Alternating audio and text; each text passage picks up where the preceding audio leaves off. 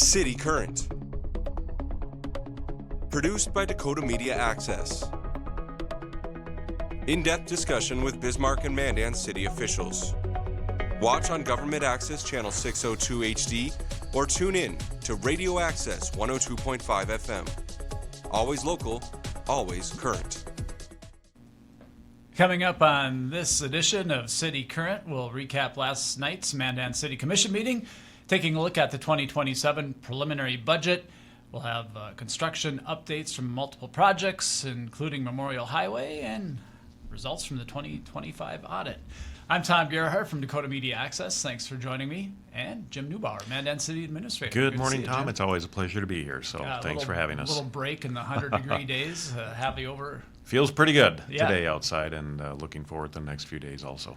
So a pretty, maybe not a long agenda last night, but some pretty significant topics, I guess I would say. But Let's kick things off, as we have often, with a lot of construction updates, and we'll start with Memorial Highway, where the east end is done for the most part, maybe 0.0001% left, but it's looking good. I think the contractors and the engineers went on what they call a physical walkthrough last Wednesday morning, where they go through and create a punch list of all those items that need to be addressed before they get to final completion. So that's happened, and right now contractor will be busy trying to clean up those final items on the east end. So we're glad to have that.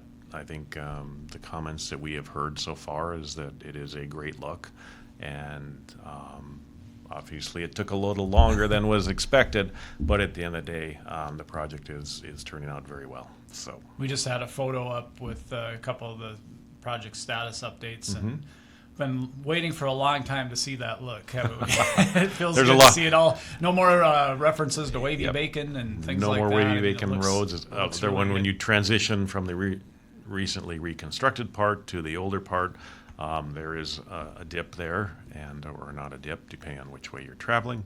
But again, construction activity continues, so we're asking the public to, on the west end, it is 25 miles an hour. Please be mindful.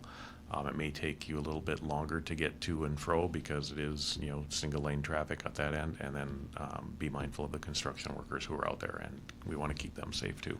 They did give that project status update on the west end last night, where construction is ongoing, and you touched on a couple of the things, but if you're watching at home, you can see a few of the things going on. Yeah, we have two of the eastbound lanes that are completed. The big thing going on right now is the storm sewer installation, which, for the public, it's like, we need a place for the water to go, because the sooner you can get water off a roadway, the longer your roadway is going to last. And so in essence, the west end of the strip, which you split her in half, and it's about midway lanes to the west, all that drainage will be moving to the south and eventually end up in the Heart River. So there's a lot of equipment. There's a couple of cranes on standby or in position to construct the lift station that will take water and move it into the Heart River. So that is an enormous part of this project. So like I said, again, things are moving along fairly well, and again, ask the traveling public to be mindful of the workers, and also it might take you a little extra time, but continue to patronize those businesses on the west and the east end. Let's move on to the First Street reconstruction project and get a status update there. Very visible part of our downtown area that we're moving from the west side of 6th Avenue over to east to Collins, in that area on the avenues that need to be reconstructed. The contractor ran into some issues on the first leg of that with some pipe that needed to be specially ordered to fit into the existing pipe that's there. So some of those underground things are unexpected. But again, this project is moving along. There's concrete going down as we speak, and it seems to be taking a little longer. But the contractor is on schedule, and we look to have that done by the end of October, first part of November. Near Lewis and Clark Elementary, the update from Jarek last night, pretty much complete. There was a walkthrough taking place, and so almost ready to put that one to bed. Yeah, this project started in 2025 in replacing water lines, and again, a multi-million-dollar project, and now, again, nearing its final stages. walkthrough, punch list. We need to, I think there are some homeowner sprinkler systems that need to be taken care of yet, and some other smaller items that are left out there right now. And Red Trail. Yeah, Also- another project by Red Trail Elementary, and also in the area of Corvette and Impala and some of those streets that are to the west. Reconstruction of those and some mill and overlays in that area that have needed it. We attempted to do a project in there a few years ago to minimally repair and get some more life out of it. We did get some more life out of it, but then again, it's time where those roadways needed to be reconstructed. There's some sub-base issues going on, but again, this one is moving right along. I know I was up in that area a few weeks ago on a Sunday, and they were actually throwing asphalt down on a Sunday, so they're working hard to get this project completed. All right. Well, I accidentally gave folks a A preview preview? of what's to come. I thought I had the QR code for construction. I was Right. going to put that up for people to scan, but see if I can find it while we're talking about Grill with a Cop. That'll Yeah. take place August 13th at Eagles Park. August 13th from 5:30 to 7:30. Please, there's always usually some public works trucks up there. The PD will have our dog Medvi out doing probably some demonstrations as usual, and they will have our drone pilots will flying drones around. So, and a lot of the other emergency service providers, from fire to Metro Ambulance, and a lot of our partners are up there Yeah, some assisting like with Highway us. Patrol. Yep. So again, it's everybody. free hot dogs, hamburgers, bag of chips, water, and a cookie usually comes along with that. I heard bratwurst mentioned last night. Yeah, Just to, it's always good, and it's a great event to come out, and we like to have our emergency responders to meet people when they're not in dire need of having them there, whether Right. it's again with our police officers, our firefighters. It's much better to get to know them when it's not an emergency situation than it is when it is an emergency situation. So great event, usually well attended by I think 800 to 1,000 people. So again, please feel free. Hopefully the weather will cooperate and it won't be 105 degrees. And snow cones I think are going to be That's right. provided up I there. heard about that And last so night, again, too. we appreciate all of our entire police forces up there helping out during that time period. We still have folks that are out in the community protecting us. It's not but again, everybody's up it there. isn't all hands on deck, and like I said, they do a great job with it. So thank you to Chief Ziegler and all of our people in the Mandan PD that help out with this. 9th annual, and Right. gosh, I mean, start of school is just around the corner now. Absolutely. A few weeks away. Yeah, you just had to say that, didn't I it? did. We can edit that out maybe Right. in post-production. Well, let's move on to the new business, and talked about some multi-use shops Right. at, in the Marina Bay area. Shop condos, and these will be going up on the many people who have frequented Marina Bay or the Broken Oar area will be driving through the area. That there will be additional shop condos placed in that area. We are cognizant of some of the stormwater drainage issues that the public has brought up, and therefore requirements on the developer here are pretty stringent as what happens with stormwater and things like that. But I think you'll see an improved roadway going up to the Broken Oar and in that area. So again, we're looking forward to this. Shop condos are one of those items that me personally thought, who in the world is going to do this? And when they started popping up many years ago, it is a very attractive place for folks to get their start. You might be an electrician that's on your own, and you need a shop, and you need some storage area, and you need a place to work, and gradually you may buy a larger building. But this is these are great locations for folks just getting started, and we've got some people that have been in shop condos for many years and very successfully operating out of them. So a good project for Mandan. And if I remember right, this would be kind of a multi-year project. Yeah, I think that they would look probably maybe not constructing until start of 2027. All depends on how fast things move with contractors and if they have them lined up to start moving in 2026 yet. But again, good project to have.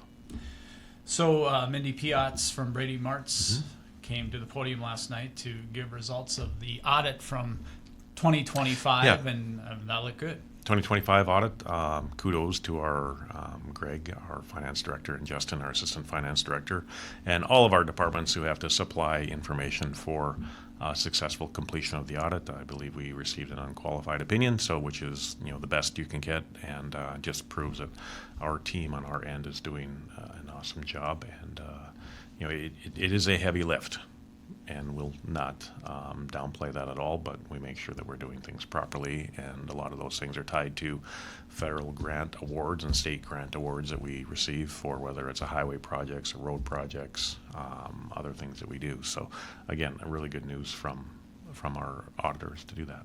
One page caught my attention. That was an overall financial highlights, and mentioned your assets increased, your debt decreased. It just seemed like a pretty healthy page to pass along. Yeah, it's a good balance. One of the things we like to point out is our city commission moved from a 17% fund balance to a 25% fund balance.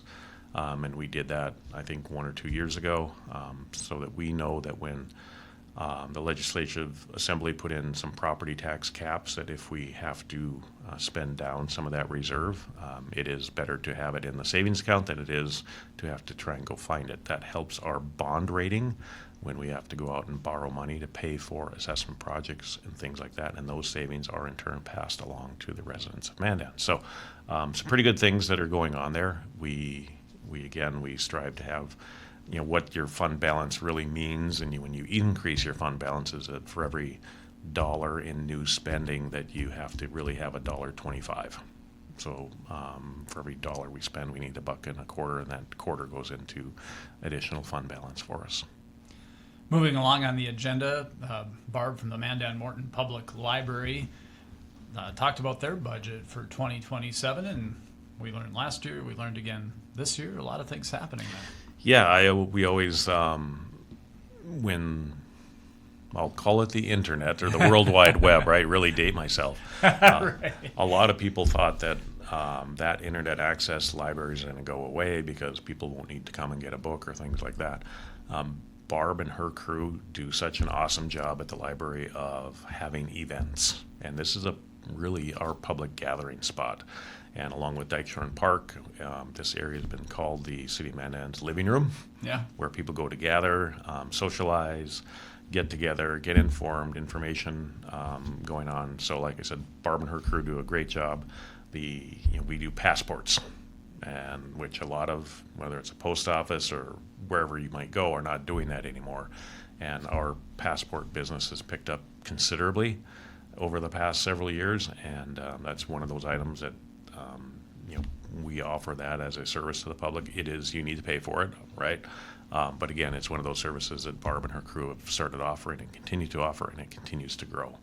But again, the number of programs that go on at the library is just outstanding and remarkable, and kudos to her crew for doing all that work. And I probably shouldn't say, but I thought I heard the number 20,000 passports, or they surpassed 20,000 passports last night. So it gives you a sense of how many people are and it is involved. Mandan residents, Morton County, Bismarck, Burley, pick your favorite, Dickinson, Minot. They have people coming from around the western North Dakota area to have their passports done because they know they can get in and that we'll get it done for them.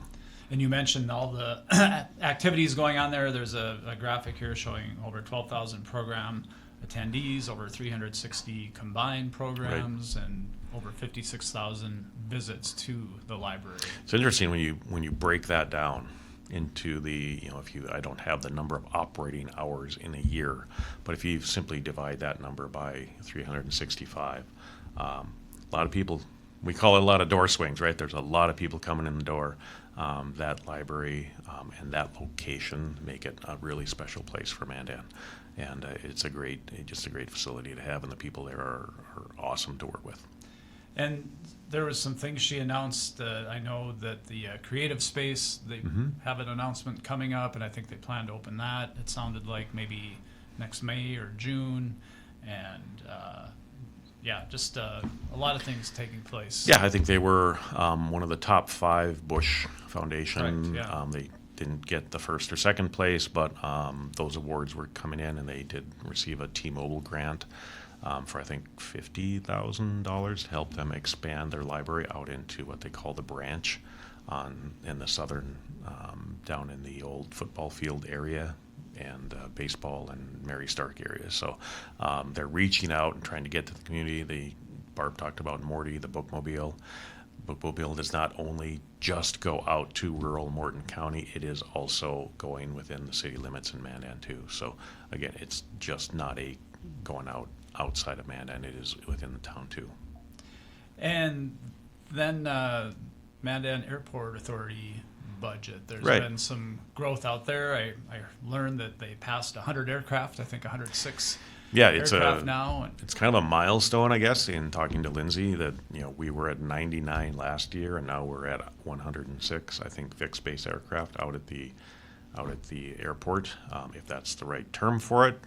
But again, crossing that 100 threshold means I think there's additional funding opportunities that open up to help out with the Mandan Airport. So it is a busy place. I know Lindsay we had the skydivers out there over the 4th cool of July video holiday. they showed last Yep. night. I actually was from my back deck. I can see watching them one evening when they were doing their skydiving, and like congratulations to Lindsay and her crew for bringing in and allowing some new things to happen at the airport. I think those are all exciting.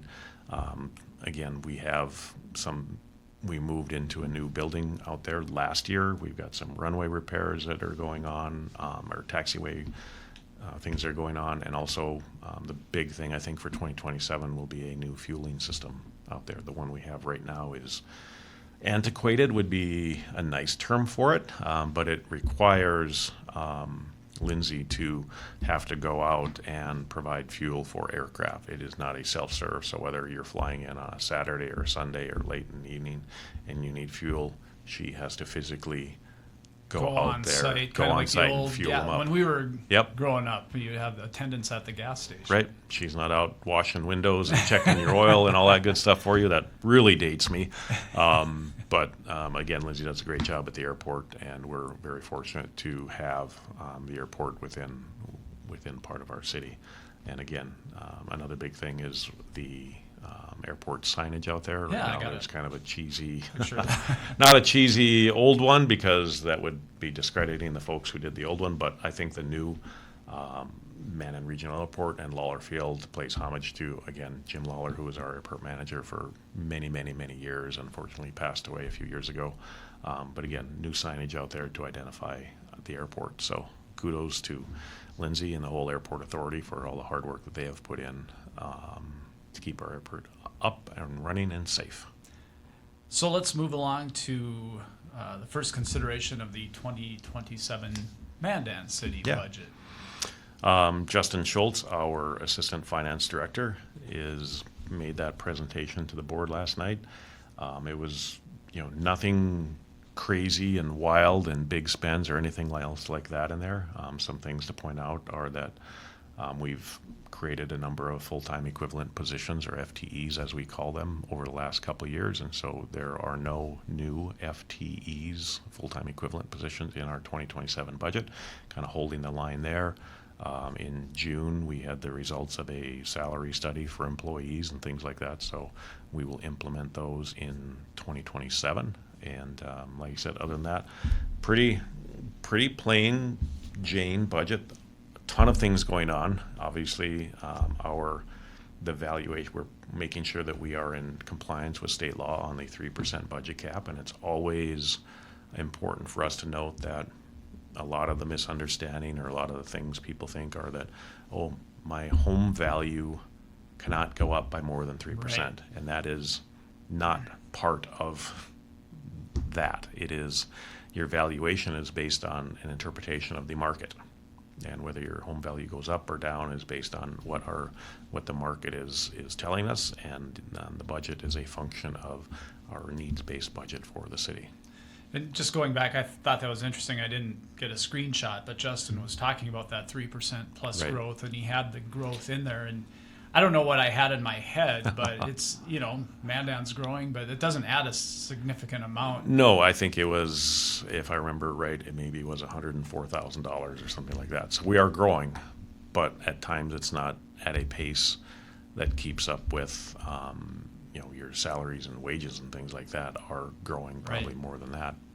And we're making sure that again, we are in compliance, that the computation is shown in that budget presentation. And again, it's not a it's a complicated formula. Very I'll much just so. put it that way. But we lay it out there in one of the most straightforward ways that we possibly can. What does this mean to a homeowner? If you have, the average value of a house is, I think, $300,000. The budgetary that was preliminary passed would mean a $12.83 per year increase in your property tax, so roughly $1.10 a month. Not too significant, but we understand everybody with tight budgets and things like that. And also, one of the big parts of City of Mandan's budget is your utilities. And Right. we know that we have a wastewater treatment plant that is in need of replacement and repair and upgrades and things like that. So we have been gradually increasing those base rates and sewer rates for last year. We'll do it again for the next 5 years. We just don't want to come in and hit everybody with all at once. So we're kind of working way up to that. If there are other funding opportunities, which we continually look for, that we can help reduce that, we will certainly do that. But right now we're budgeting for a worst case scenario where that entire project is built on the ratepayers. So, like I said, if there are grant opportunities out there with state of North Dakota or the federal government, or pick another granting agency that we can apply for and that we're successful in receiving, then those will help reduce those rates. And I just have the budget calendar here. So the preliminary budget was passed last night, leading up to October 6th, where Right. the 2027 budget would be Yeah, so last night, finalized. again, was the first consideration of the 2027 budget. We will have a public hearing and call for a public hearing, which will be held September 15th.